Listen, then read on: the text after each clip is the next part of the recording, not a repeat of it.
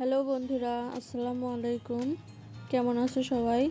আশা করছি নতুন বছরে সবাই সুস্থ আছো। পুরাতন বছরকে বিদায় জানিয়ে শুরু হলো নতুন বছর। আগামী দিন যাতে তোমাদের সবার অনেক ভালো কাটে সেই শুভেচ্ছাই রইল। আজকে আমি এখানে গোজ আলু দিয়ে মাছ রান্না করে দেখাবো। আমাদের এখানে এটাকে গোজ আলু বলে থাকে। তোমাদের ওইখানে কি বলে কমেন্ট করে আমাদেরকে জানিয়ে দিও। আমি এখানে রুই মাছ নিয়েছি 4 টুকরা। আপনারা চাইলে যে কোনো মাছই ইউজ করতে পারেন। মাছটাকে আমি উল্টে পাল্টে ভালো করে ভেজে নেব।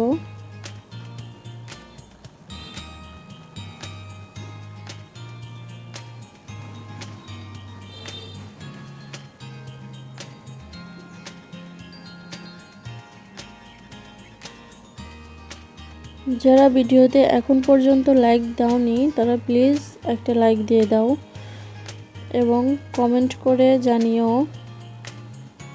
আমার রান্নাটা কেমন হয়েছে। মাছগুলোকে আমি এখন তুলে নিচ্ছি। এখন কড়াইতে দিয়ে দিলাম তেল, এর মধ্যে দিয়ে দিব পেঁয়াজ কুচি।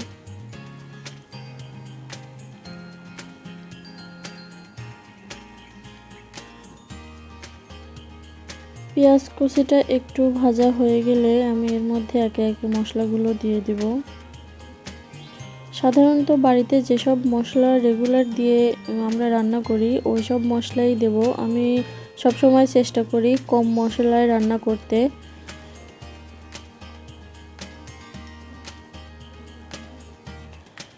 আমি এখানে পেঁয়াজটা ভাজা হয়ে গেছে, আমি এখন এর মধ্যে দিয়ে দিব কাঁচামরিচ বাটা, দিয়ে দেব জিরে, আদা রসুন।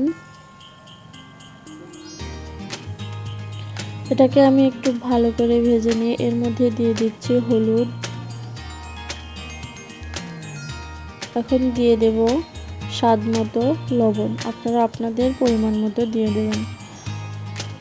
লবণটা দিয়ে দেওয়ার পরে একটু পানি দিয়ে আমি এটাকে ভালো করে কষিয়ে নেব। কষানো হয়ে গেলে আমি এখানে আগে থেকে ভাপিয়ে রাখা গোজ আলুগুলো দিয়ে দিলাম।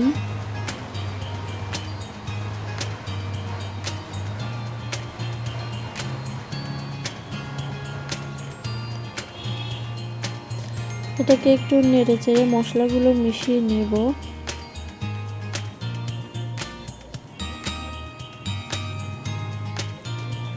যেহেতু এটা আগে থেকেই ভাপিয়ে রেখেছিলাম তাই বেশি পানি দেওয়ার দরকার নেই। আমি সামান্য একটু পানি দিয়ে মশলাটাকে ভালো করে আলুর সাথে মিশিয়ে নেব। আমি এটাকে ঢেকে দেব না, এমনিতেই নেড়ে চেড়ে এটাকে কষিয়ে নেব। আমার চ্যানেলে যারা নতুন দর্শক তারা আমার চ্যানেলটাকে সাবস্ক্রাইব করে দিও আর পাশে থাকা বেল আইকনটি ক্লিক করে রাখো যাতে পরবর্তীতে কোনো ভিডিও আপলোড করলে নোটিফিকেশন তোমাদের কাছে পৌঁছে যায়। আর পুরাতন বন্ধুদেরকে আমি অনেক অনেক ধন্যবাদ জানাচ্ছি আমার ভিডিও ফুল ওয়াচ করার জন্য।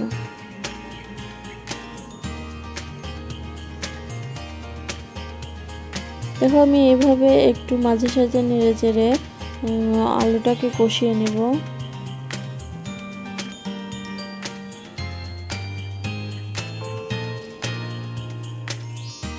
এটাকে অনেকের এলাকাতে মেটে আলু বলে থাকে। তোমাদের এলাকায় এটাকে কি বলে আমাকে কমেন্ট করে জানিয়ে দিও। কষানো হয়ে গেছে, এখন আমি ঝোলের জন্য পানি দিয়ে দেব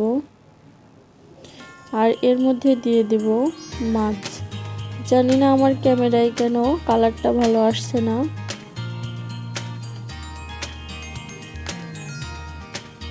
মাছগুলো দিয়ে দেওয়ার পরে আমি ঢাকনা দিয়ে ঢেকে কিছুক্ষণ এভাবেই রান্না করব আর মাঝে সাঝে ঢাকনা তুলে এভাবে একটু নেড়ে চেড়ে দিব।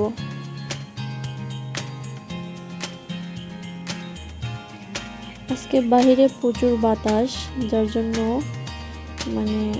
ধোঁয়া হয়ে যাচ্ছে ক্যামেরা। চুলা থেকে যে ভাপটা উঠছে সেই ভাপে ক্যামেরা অন্ধকার হয়ে যাচ্ছে। এভাবে মাঝে সাঝে আমি ঢাকনা তুলে নেড়ে চেড়ে কিছুক্ষণ রান্না করে নেব, ঝোলের পানিটা না শুকানো পর্যন্ত।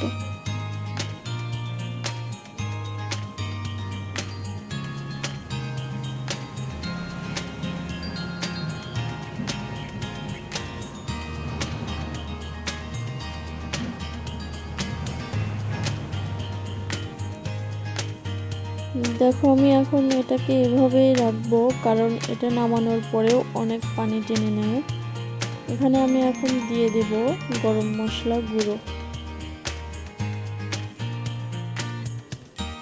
গরম মশলা গুঁড়ো দিয়ে সামান্য একটু নেড়ে চেড়ে মিশিয়ে দিয়ে আমি এটাকে ঢাকনা দিয়ে ঢেকে চুলাটা অফ করে দেব। দেখো আমার আলু